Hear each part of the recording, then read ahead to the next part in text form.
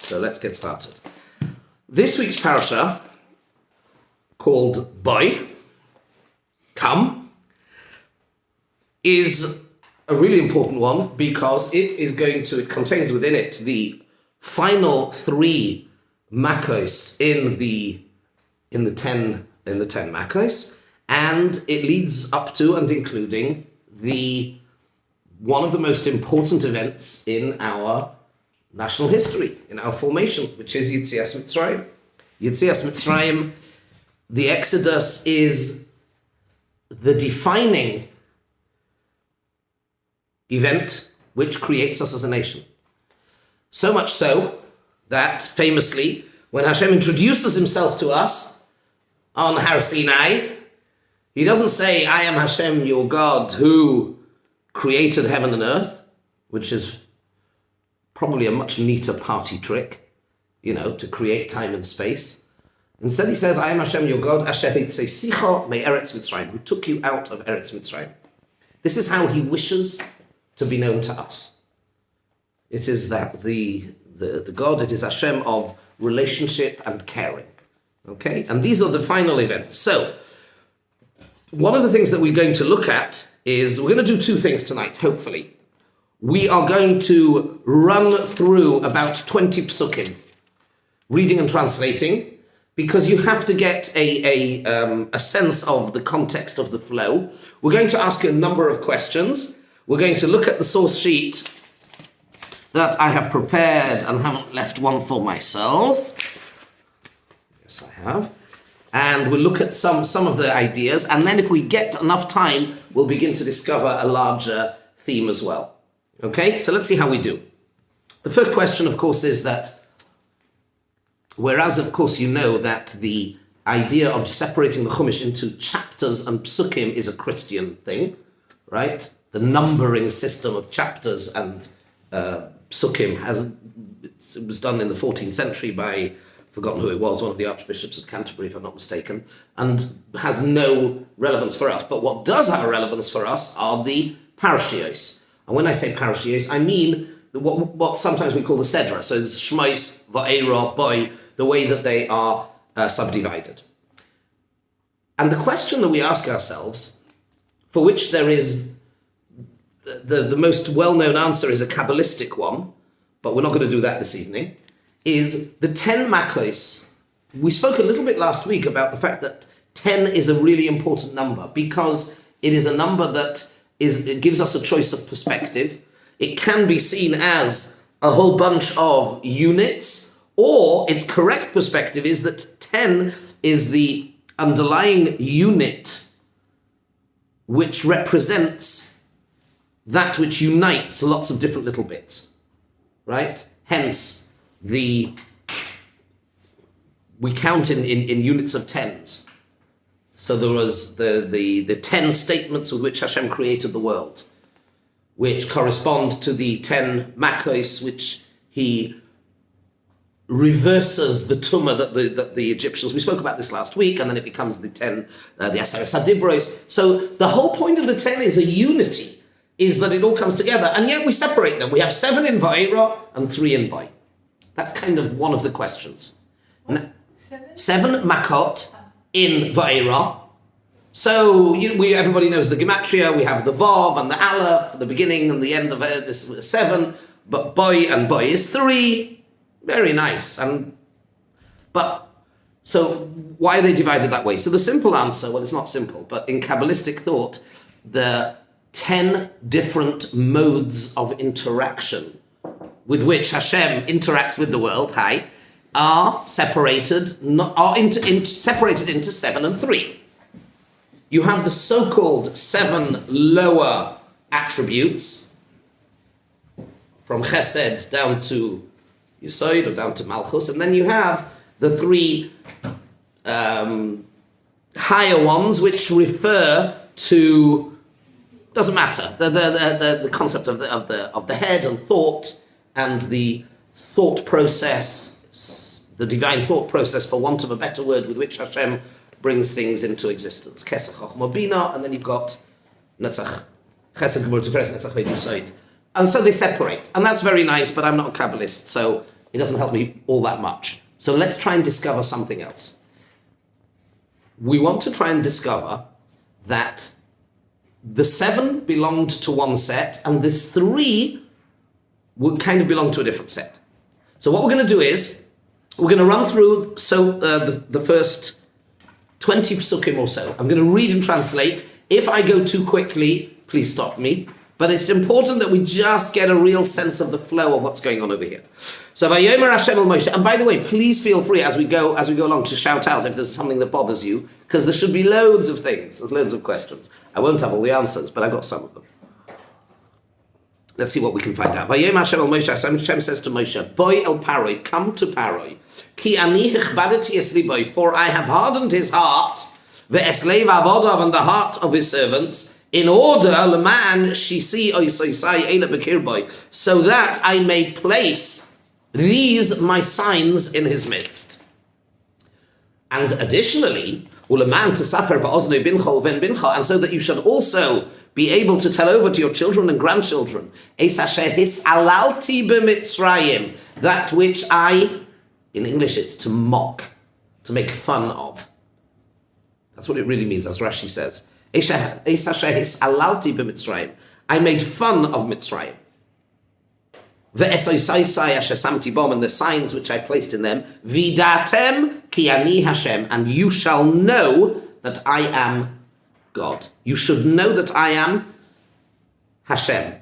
Those of you that were in last week's Shiur will know the additional significance. Vidatem ki ani Havaya. You will know that I am Yud Kei Vav Kei. Because that's what it was all about, right? I'm not going over last week's Shiur. Vayavoy Moshe Aaron el Paroi, Moshe and Aaron come to Paroi, v'yemru, and they say to him, Koyom Hashem Elekeo Ivrim, so says God, the God of the Jews, and Mosai me anto leomes biponai. For how long are you going to refuse to humble yourself, to be machnia yourself, to subjugate yourself before me? Shalachami, send my people v'yavduni, and they shall serve me. Because if you're going to refuse to send my people, tomorrow I'm going to bring locusts into your borders. And they will cover the eye of the land. And nobody will be able to see the land. And they will eat whatever has been left from the previous plague, which is left over from the borod, the hail.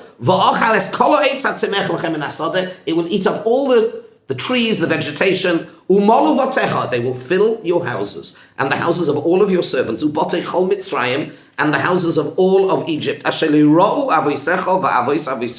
The swarm will be so thick, it'll be so many locusts, that never before has there ever been seen such a plague of locusts. And he turns around and walks out from Paroi. He doesn't wait even for a response. I mean, there's so many things that we can, but I'm going to try and behave and just run through the psukim. And here, possibly for the very first time, the servants of Paroi speak up to Paroi and they say, Ad Mosai zelonu lemoikesh. For how long is this going to be for us as a Stolperstein? Yeah, that's really what it means. Shalachas anoshim. Paroi, get rid of these people. V'yavdu es Hashem Elokeim. Let them go and serve their God. Haterem teda.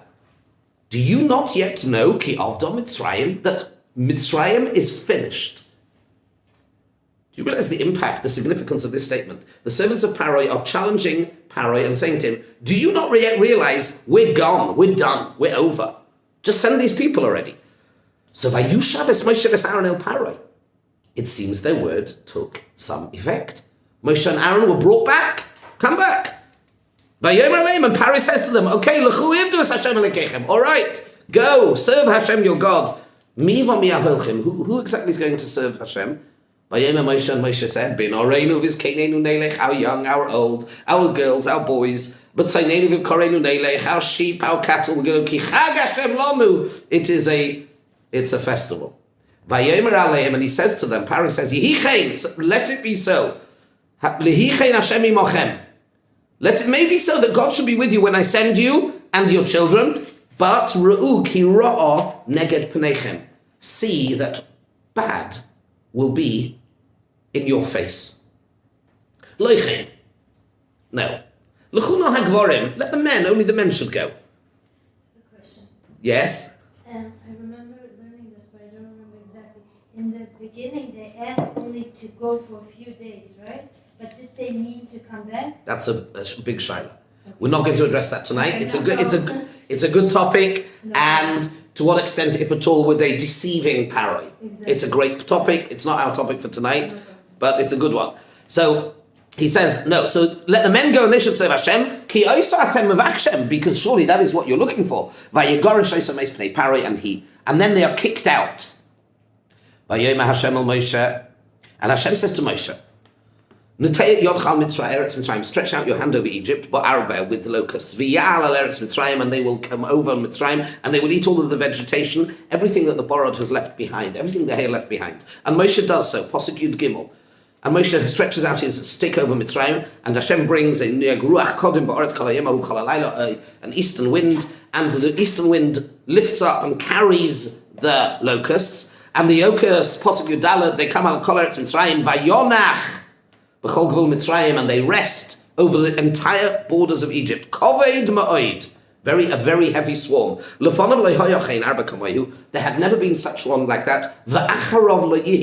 Nor afterwards would there be one as strong as that. And that's, by the way, a whole separate historical discussion.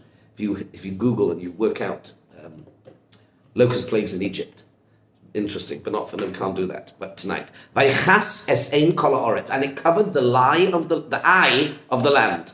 Vatechshach haaretz, and the land becomes dark. Vayochel es kol esav haaretz, and it eats all of the vegetation and all of the fruit which the borod had left. V'lo noisa kol yerek bo'etz u'be'esav asada b'chol eretz Mitzrayim, and there was no vegetables or anything left, and the vegetation left in all of Mitzrayim. Vayimahir Pari then hurries to call Moshe and Aaron. Vayomer, and he says, Chotosi laHashem Elokeichem v'lochem. I have sinned to Hashem your God and to you. And now, so no chatosi. Please forgive my sin.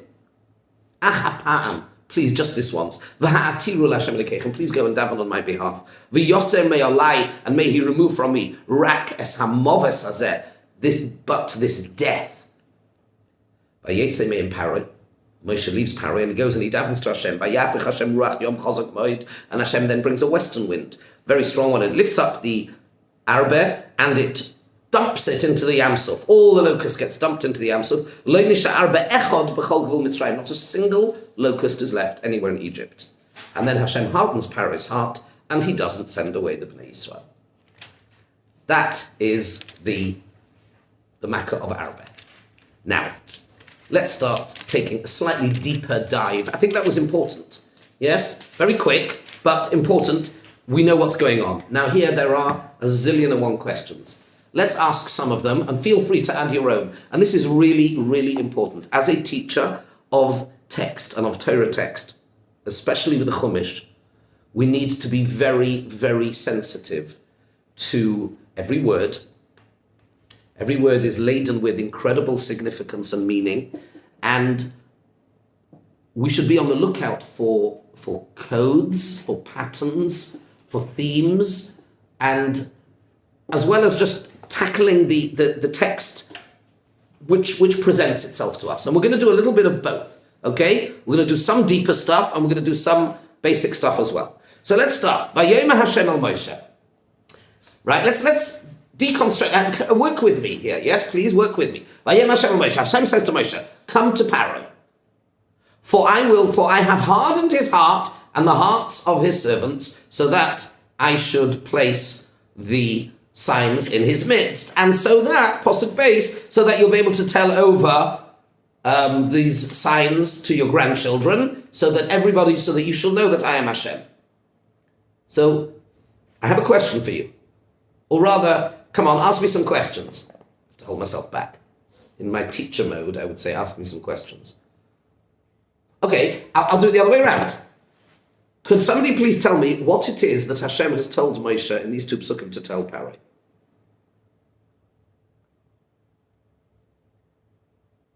What is it?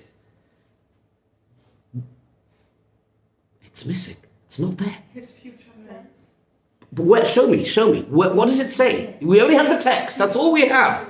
All we have is the pasuk. Look in the pasuk, translate the pasuk, and please kindly tell me what it is that this message is. Hashem says, "Come to Paroi, for I have hardened his heart, I have hardened his heart, so that I will be able to do these miracles, so that you will then be able to tell your grandchildren, and you will know that I'm Hashem." Fine, that's why you've done it. Lovely. So come to Paroi, and what am I meant to do? Have a coffee with him? Am I meant to read the newspaper? What am I meant to do? Where? Show me, point me to any message. There is not. It's missing. And that's the first thing that ought to hit you. Where's the message? Rashi says here to Rashi, you're very good. Very good, you're Rashi. So the first thing is, you're absolutely right. That's exactly what I was building up to. But there's no point just reading a Rashi. The correct way to read Rashi is as there's a set of books, What's Bothering Rashi? And I didn't look it up, but it's pretty obvious when you learnt it. But this is really important. You see, it doesn't say what he should say. And that, by the way, even Rashi, sorry to burst your bubble, but even Rashi's not going to help us for the next bit. Because then what happens? Moshe comes to Paroi and he delivers a verbatim message. Koyomar Hashem, ad mosai mei anto leonos miponai ki emoy nato. Whoa, where did he get this from? It's missing. Now, we trust Moshe Rabbeinu, he didn't make it up. But, no, and this is something that other Mefarshim deal with. Nowhere does it say, and your Rashi's not going to help you for this. Because even if you're going to say, so let's do Rashi. Malki's quite right, she has pointed us quite correctly to Rashi. Let's have a look at Rashi. What does Rashi say? Says Rashi, Vayomer Hashem al Moshe, let's look inside, says Rashi, Vayomer Hashem al Moshe boy al Paroi, v'hisre boy, or v'hasre boy, warn him. Go to Paroi and warn him. Warn him that if he doesn't send the people, that's going to be, okay, so warn him. So Rashi's coming at it from the perspective of, well, it's implicit. But nowhere do we see the language, and something else. In every other Makkah, Hashem says to Moshe, go and tell him, if you don't send them, I will bring plague X. I will bring borrowed. I will bring this. I will bring that. Here, does Moshe Rabbeinu just know that it's going to be locusts? Well, how does he know? And this is a real problem. You hear the problem. Even if we get around the first bit of the problem, which is, well, so what was he going to do there? Oh, well, it was to warn him. Fine, okay. So maybe there was some sort of, and it wasn't a generic warning, by the way, but that's leaving that aside. We still have the problem of, somehow, did Moshe intuitively realize it was going to be locusts? Possibly, but a bit difficult to see. And then what is it about locusts? What's going on? So that's one area of difficulty. And then we have Boy el Paroi. Boy. Boy means come.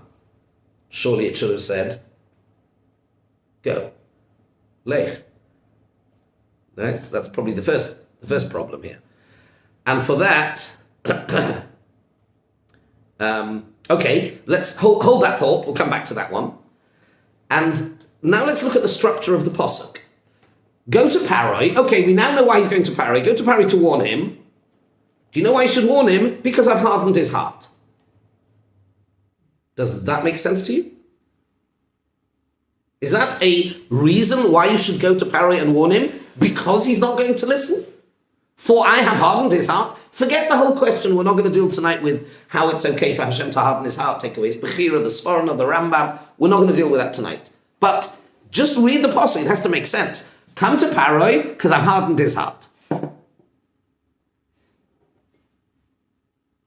And not only his heart, by the way, it's also the heart. Sorry? And the heart of his servants.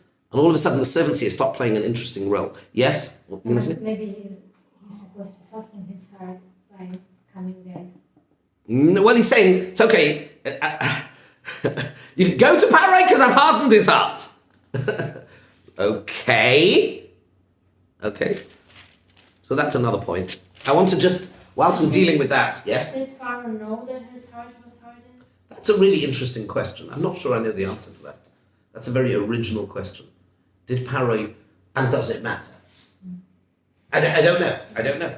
Let's do something else here. I'm going to go left of field to do something really interesting based on a medrash.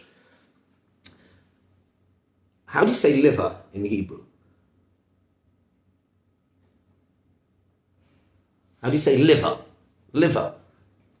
Kaved. Says the medrash. Says the medrash. Ki ani hichbadati es liver. Means I turned his heart into a liver.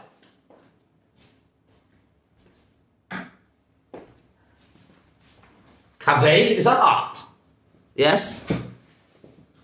Because I've turned his heart into a liver. What does that mean? So, interesting medrash, hey? Fascinating medrash.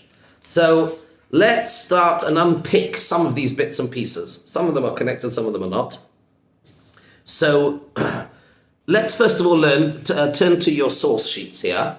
And we have a beautiful Or HaChaim.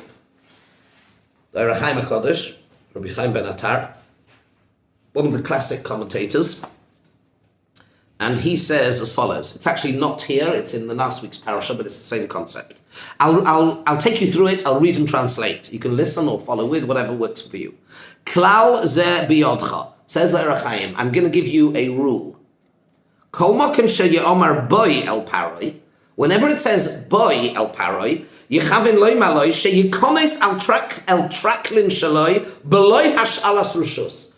Come to Paroi means come right into his domain without asking his permission. Boyal Paroi, just come in. You see, when you say come in, usually the word come is, if you're coming to my house, right, and you're standing at the door, I will say to you, come in. In other words, this is my domain, and therefore it's up to me to grant you the authority, so to speak, to come in. But if you're Hashem is telling to Moshe, you are the one that says, come in. In other words, you're going to treat Paro's domain as if it's yours. You are going to ignore him and his protocols and his servants and his guard dogs and his CCTV, and you are going to treat this as your domain. Yeah. But isn't it in a way, I mean, he grew up there, he's like the prince, so... Well, he was the prince they wanted. He was the prince they wanted to kill. Don't forget. He was the traitor. He is absolutely the biggest traitor of all.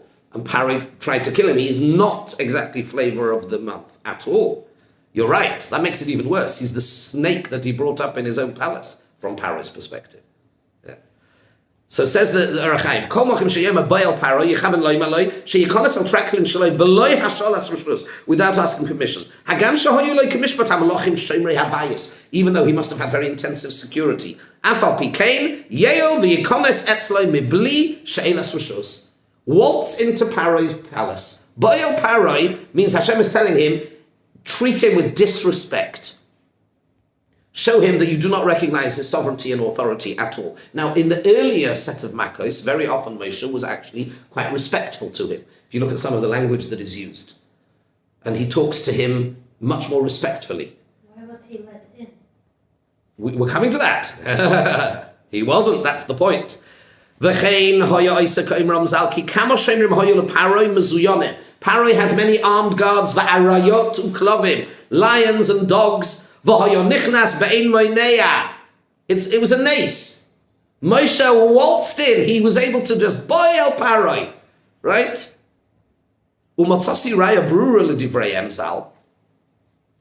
And says the Or HaChaim, I found a very simple proof, a clear, unambiguous proof to this idea. From what Paro says to Moshe, Moshe, at the end, Paro says to Moshe, we're going to see it later, it's a pasuk later, he says, you don't see my face again. So asks the Or HaChaim, Surely, why should Paro tell Moshe, you should not see my face again? Surely he should tell the bodyguards, don't let him in again. The answer is, he was powerless. Beautiful proof, simple proof. That is the way kings work, they have protocol. He should have told them not to let him in. They couldn't stop him. The lions, the attack dogs, the CCTV, the machine guns, the whatever, nothing. Zenes otzum. And therefore Hashem told him, Boil Paroi, Pirush, come in. No problem. Don't worry about him.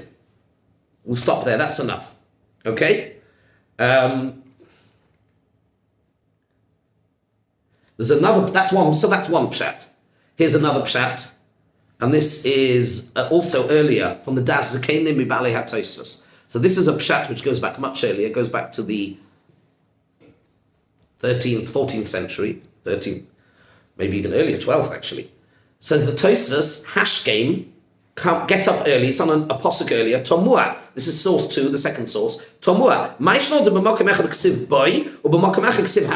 Sometimes Hashem says to Moshe, come, and sometimes it says get up early. V'shamati meharav Yitzchak Zal probably means the one of the original Balei Tosfos. Deba mashma boy imi. Boy imi. Hashem is telling Moshe, come. What is he saying? Come means I'll be with you. Come means come with me. And this now fits into where we want to take this whole thrust of the discussion. Until now, okay, I'll start giving the game away because otherwise I can see we're not going to run out of time. Whenever we come across the number 7, the Maharal, the Vilna Gaon, all the great Jewish thinkers tell us the number 7 represents Hashem manifesting through the medium of the natural order. 7 colors in the light spectrum, the 7 sounds in the musical.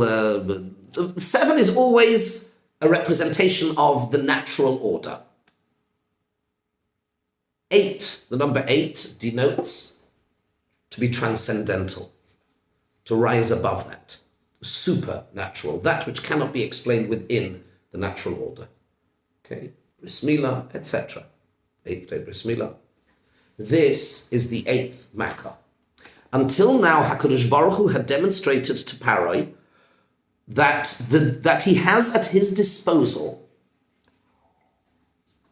the power to intervene using the natural order, blood and frogs and lice and various things in a very devastating way. And that is why we have the first 7 in the last week's Parsha. That was the first stage. Now, Hashem is beginning to go for his jugular. And I'm going to start explaining this. He is now going to show him that the name Yud Kei Vav Kei, remember we spoke about that? Havaya means that, not Kel Shakai. It's not Elokim, which is also the gematria, by the way, of Hateva, right? 86. Elokim and Teva is the same gematria, which means that he's the boss and he's in charge. No. This is Elokim. This is, I do absolutely whatever I want, whenever I want, and I'm not limited by the laws of the natural order. Okay? Let's begin to show this. Yud Kei Vav Kei is 26. This is the 8th Makkah. What's 26 times 8? 208. Me as well, also not. 208. Let's do this. Our bear. 200, 5, 6, 7, 8. You see that? This is the 8th Makkah. This is the beginning of the revelation. Why 26? Yud Kei Vav Kei. Vidata ki ani Hashem. Havaya. That's the whole point. Vidata ki ani Hashem. Now, not all of it doesn't work with all of the other Makkahs, by the way. But it seems it's not a coincidence. Yeah? And if you want to do something even more interesting, but you see what we're doing there? And the gematria of Arba is 208. Yes. Oh, well, hello. 200, 5, 7, 8. The combination of the previous 7 was Va'era is also 208. That means this one Makkah had almost within its power to do which the equivalent of what the 7 previous ones did. It's just, again, it's only a small remez, and we need to explain this, and we're going to have to take this a little bit deeper. We're going to explain it. Why locusts? What's unique about locusts? We're going to have to come to that. Okay? So let's move on, because time is moving on. So Hashem says to Moshe, boy, come. Either he's saying, just barge in. This is now, the gloves are off. This is no longer, we're now upping this to another whole level.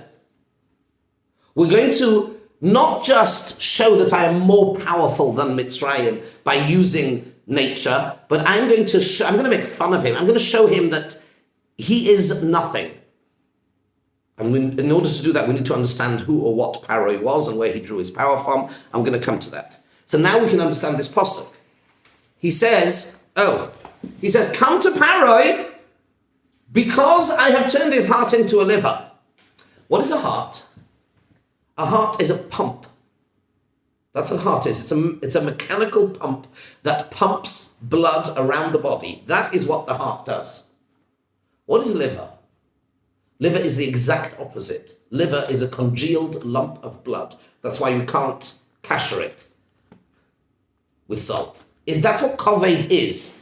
In halacha, the way we view liver is congealed blood. That's what it is. Can you see how they're opposites? One is pulsating life. The heart is the heart of the matter. The heart of the organism is that which takes the ingredient of life and keeps it moving. Liver represents the exact opposite of that. It's congealed, it's frozen solid, no movement. It's a stone, it's gone. There's nothing there. Says Hashem to Moshe, it's okay, you can go in now. Do you know why you can go in? Because the point was not so that he should listen and send them, because that was never going to happen. That was never the point. The point wasn't, we're going to hit him so that he's going to listen, he's going to send them. No, I don't want him to listen. That train has left the station. You can go into him now and warn him because he's not going to listen. That's why you can go now. Boyo Paroi, come with me. Come with me, Havaya. Come with me. I'm going to start manifesting and revealing. Backwards, by the way. If you look at it backwards, it's Hashem Bora. Back. Hashem Bara. Hashem creates, not Paro. To do this, we need to think a little bit about the God that was Paroi and the God that was meant to be Paroi's father, and think about who that was in Egyptian culture. They had some quote-unquote smaller gods, the Nile, sheep. But then you notice we have the big daddy god. Paro tries to frighten Moshe, doesn't he? When you go out, don't worry, you'll see, because Ra will be Keneged Panechem. The sun god Ra, who is my father. That's how Paro was seen in Egyptian culture, in Egyptian Avodah Zarah. He was the son of the sun god. Sorry. You know what I mean? Yes, literally. And what was the sun god called? It had various names, Atun, thing, but the main name was Ra. Ru'u ki Ra neged panechem. You can go out, but my daddy's not going to be pleased. And Moshe says, Vayifin vayetze means Paro. He doesn't, I don't wait for you. He just turned around and walked out. No protocol, no protocol to come in, no protocol to go out. I'm now going to start showing you, because I'm with Havaya. You know, your Ra doesn't do it for me. Not interested. Really not bothered. Vayifin vayetze. You hear what's going on over here? We're changing the game plan altogether by tackling, and we're going to have to take this a little bit further. So this is what's beginning to happen. So he's saying, so Hashem says to Moshe, it's okay now, you can come into Paro, either come as in come in with me, like the Balei HaTosfos, or come to Paro, just wander in whenever you feel like it. It's okay. Now is the time to go. Why? Because thank God, he's not going to listen, because I've turned his heart into a liver. He's gone. He's not going to listen. So now I can really do what I want to do, which is demonstrate that I'm the boss. so that I can make fun of him. Because the point is so that we should be able to tell our children and grandchildren, Vidatem, and you shall know, Ki ani Hashem. Now, time doesn't really permit, but very quickly, that word is a really, really, really important word. Das. The word das. I've got to do this because otherwise it doesn't work a little bit. The word das is a key word in Pesach and in Yetzias Mitzrayim, because the whole thing starts with Avraham Avinu saying, Bamo Eida. Right? He says, Bamo Eida ki Irosheno. However we understand what Avraham said on his Madrega, but he said to HaKadosh Baruch Hashem said, I'm going to give you the land, and he turned around and he said, Bamo Eida. How will I know? And Hashem turns around to him and says, Yodoya Teida. Ki ger yezaracho be'eretz lo lohem. Okay? So what is das? So das clearly is a very key theme here. So we get, try and keep it simple, the word das means two things, but they're both connected. Chiba and chibur. Love and connection. Kind of the same thing. Vayeda odom eschavo ishtay. Even to this day in English, we talk about marital intimacy is called in English, it's carnal knowledge. It's das, it is a connection. Chiba, and it's love. Love and connection. You have, okay. You have V'yodato hayoim v'hashivoisa levavecha ki Hashem hu Elokim. Matan Torah was ato horeisa lo da'as ki Hashem hu Elokim. You have been shown without any doubt whatsoever in a way that is so obvious that you connect to it. To put it into terms that we can understand, das is knowledge that is not just at an intellectual level, it's not even just at an emotional level, but it is when you so connect to that it becomes you. You become that message. You become that. Ironically, it has a little bit to do with the liver as well, but because the three modes you have, the three modes of internalizing something is chokhmah, bina, and das, right? Chabad. So it's moyach, leiv, and koved. I don't know if we spoke about this ever. Did we speak about this? To be a melech, to be in charge, to be a real melech, yes, is moyach, leiv, koved. Moyach means your brain. It's the Hebrew word for brain. Leiv. So this is the word melech as an acronym, but it's moyach, leiv, and koved. And I'm sure you notice what this spells. Chabad. Chacham das, of course. You see how how these things are all connected? And the way to explain it simply is the three stages of decision making, of intelligence are, first of all, intellectual. First, a Jew always clarifies first. Then you engage the passion and your emotions so that it's meaningful.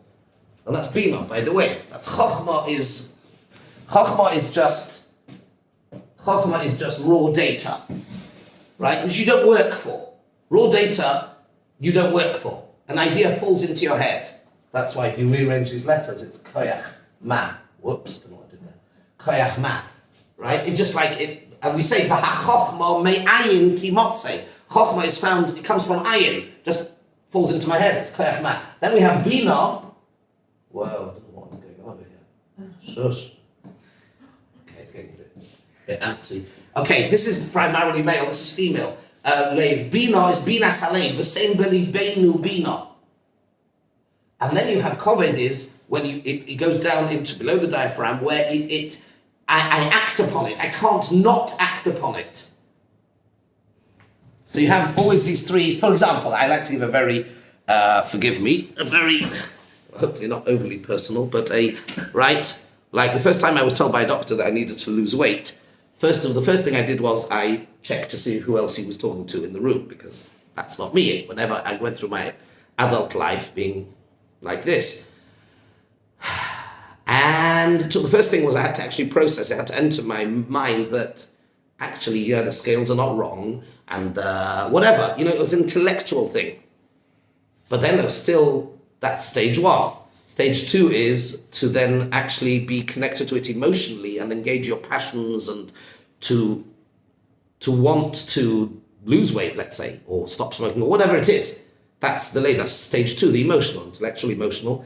And then finally, the two have to combine, and then it gets put into action, into the world of action. And then you are a melech. You're in charge of your own life. You're a king. I'm sorry, I didn't understand the last one, which is kaved. Could you say it again? I understood. Kaved is because we are told, for example, nefesh, ruach, neshama. Neshama is in your brain. Primarily, ruach is in the lave, or speech, the connector. And the nefesh is nefesh habahami, as it's sometimes called, just means your most elemental desire. The word nefesh actually means desire, right? So it is when you've taken something and you've intellectualized it, you've understood it, you connect to it emotionally, and then you so connect to it, which is why it's das again. You so totally connect to it that you bond with it, and it now just, it meshes with who and what you are. How do we get onto this? Let's go back. Oy vey, we're never going to get through everything here. My bad. So, v'yidatem ki ani Hashem. That's why. V'yidatem, das. Because it started off with B'moeda. So the purpose of Pesach is to be able to connect, which is, by the way, okay, whatever. Yeah, fine. Let's go on. So Moshe and Aaron come to Paroi, and then they say, okay, we're going to send you Arabet, locusts. And then we have a few really interesting things over here. Let's start talking a little bit about locusts, because it's fascinating that locusts should be the chosen agent for changing the this is not just like Dever or Tzfardeya or Dam. This has to be at a whole different level, right? This is now in the level of and here we find a really interesting thing. Listen to this. It's not my ha'ara, I wish it was. No other makkah makes reference to any other makkah. Okay, so Tzfardeya doesn't make any reference to Dam, to blood, right? Arabeh, let's see if we can pick up two blatant references. One to the Makkah before it, and one to the Makkah after it. Okay, I'm setting now to some detective work. I'm setting you a task. If you go through the Psukim, I'll do it for you because we're running out of time, but you will discover no less than 3 references for what was locust going to do. Do you know what locust is going to do? It's going to finish off eating that which the Barad failed to eat. So it's almost as if it's saying, the failure of Barad, the locust will take care of it. 3 times we have a reference. And it's not really very good PR if you're really pushing that you have a really great makkah coming, and its entire thing is, it'll do what the previous one didn't manage to do. It's not very good PR, is it? So do you see? So it's referencing, and that's only half of it. And then what does it say? Then what are we told about the locusts? Look what we're told about locusts. Let's go through it. But let's find out something else. Do you know what they're going to do? The first thing we are told about them, in fact, the very first thing we're told about them is V'chisa esein ha'aretz. It will cover the eye of the land. You won't even be able to see the land. That's the very first thing we're told. Okay? And that's not all. And then when the locusts actually come, what happens? Hashem says, Hashem says, send out the locusts, and they come, and they Vayichas es ein ha'aretz, vatechshach ha'aretz. The land is dark. This is a prelude. This is the connector between the previous Makkah, which is the Borod. The Borod in some way failed. Now, obviously, it did its job, whatever its job was, but this was going to do what the Borod didn't do, and it also is going to serve as a prelude of things to come. The next Makkah is Choshech, and this Borod also did Choshech. It covered, first we're told it was going to cover the eye of the land, and you couldn't, v'lo yuchal liris ha'aretz, but then it says something else, vatechshach ha'aretz. The land became dark. It's choshech. We now have the land being dark. And then it says the most amazing thing. Look at this. It ate, look at Pasuk Tesvav. It covered the eye of the land, it became dark, and they ate all of the vegetation. V'loi noisar kol, sorry, I mustn't shout. My wife says I shouldn't shout. V'loi noisar kol, I get excited when I'm teaching Torah, it's so geshmak. V'loi noisar kol yerek bo'etzu be'esav asada b'chol eretz Mitzrayim. There was nothing left. It's all gone. It's all finished. What does that tell you? There's no food left. There's nothing more for it to eat. And then Paro quickly, do you understand his urgency? What is Paro's urgency? There's nothing left. The Borod can't do, the locust, they can't do anything more. There's nothing more for it to do. They're done. Everything, look at Pasuk Tezvav. V'loi noisa kol yerek. It's gone. The food, any food, anywhere is done. It's gone, it's finished. And then Paro quickly calls, what's the urgency? There's nothing more for it to do. By the way, nobody died in this Makkah. This is a really interesting Makkah. Nobody died, just by the way. No animal, no human being. And by the way, they even did something else. They started pickling and preserving the arbe. They started getting ready to eat them. Until Hashem said, no. He lifted up and he took them all away. But, so it's not such, well, the disaster element, it's done, it's finished. Where's the urgency now? Vayimaher. Quickly. What's quickly? You only say, it's the only time he says this. Why quickly? Where's the urgency? There's nothing left to eat. They can't do anymore. In fact, this now becomes really the answer. What should locusts do when there's nothing more to eat? They should pass away. Go and find, they don't. They stay. If the point of the locust is just to eat, job done. No. Paro sees they've come, they've eaten everything there is to eat, and it's dark. Paro is the son of the sun god. No sun anymore. It's gone. His power is directly being threatened. Why are they hanging around? This is not normal. Frogs do what frogs do. Fine, I get that. Lice do what lice do. But locusts do one thing. They swarm and they eat. But when there's nothing left to eat, locusts move on. But they don't. These locusts stay. They're staying. And what are they doing? They're doing one thing only. They are blocking the sun. That's all they're doing now. Paro understood what's going on.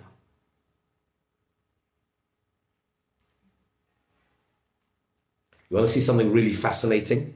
Look at the, I hope I included it, yes.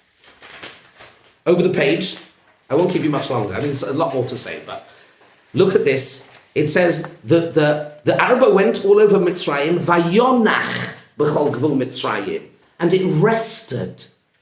They rested. Says the Baal HaTurim. Where have I heard that word before? Vayonach vayoy mashali al kein beirach. That's the only other time in Tanakh we have that word vayonach. They rested. Says the Baal HaTurim, top of page 2 in your notes.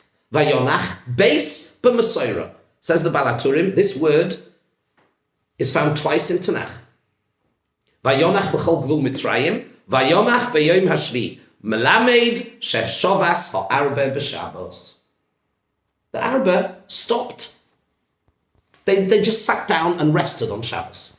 They had a shlof. I don't think they had any cholent. There was nothing left to eat. They didn't have any kiddush, but they rested. The Sfardim didn't stop on Shabbos. The Aurov, the Dever, the Vayonach. What's special about these locusts? The locusts rest. From locusts. Sorry?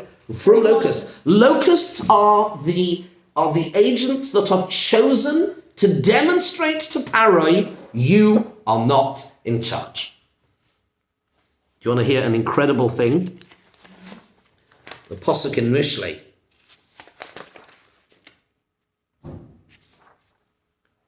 Pasuk in Mishlei. Let's find this.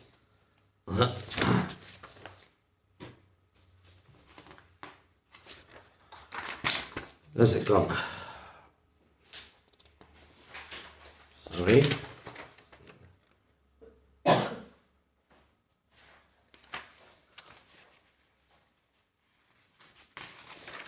Pasuk in Mishlei says as follows. Mishlei Perek Lamed, you don't have it here. I ran out of time. Melech ein la'arbe. Locusts don't have a king. Melech ein la'arbe. Pasuk in Mishlei. Locusts are unique in the animal kingdom, that they swarm, but they don't have a leader. The Maharal and the Vilna Gaon write, whenever you come across the concept of Malchus, other than HaKadosh Baruch Hu, it is somehow a challenge. This is the animal that HaKadosh Baruch Hu created to be loyal to no one other than him. They don't, Melech ein la'arbe. Arbe don't have a melech. It is the only insect which is kosher. You can eat the Arbe are kosher. Well, there are various types of them. They're not tomei. Every other insect is, tomei ulachem. It's a sheket. No. The locusts are kosher. Locusts, they rest on Shabbos. Melech ein la'arbe. They are the perfect agent to show Paroi that you're not the boss. Havaya, boy el Paroi. Blot out the sun. This is the prelude to the next makkah, which is Choshech. And then getting rid of the B'chor. And then, of course, we start our own new time system, HaChodesh Hazeh Lachem, in this week's Parsha, which is not based on the sun. It's the first one, which is based on the moon. HaChodesh Hazeh Lachem Rish Chodashim. We don't answer to your system. The first solar calendar, by the way, the historians tell us, was Egyptian. This was a direct challenge to the very essence, the heart of who Paroi claimed to be. And the Avodim, they all get worked up now. The Arba is the perfect example. And with this, we can probably explain a bunch of other things, but I think we've probably done enough for one night. So the Arba, in some way, is the perfect one to be able to show us that they are the ones that have shown no loyalty other than to Hashem. They rest on Shabbos. They are kosher. They don't have a melech. And they are the ones that were chosen by Hashem to begin to demonstrate. They're hanging about for no reason other than Hashem wants them to stay. Keep the place dark. Show that this Ra, the sun god, has no koyach. It's all Havaya, it's all HaKadosh Baruch Hu. And this sets the scene for a whole new level of depth of understanding of Hashem, which then is intensified with Choshech and then Makas B'choros, and that's the prelude to us getting out. So I will leave that here for tonight.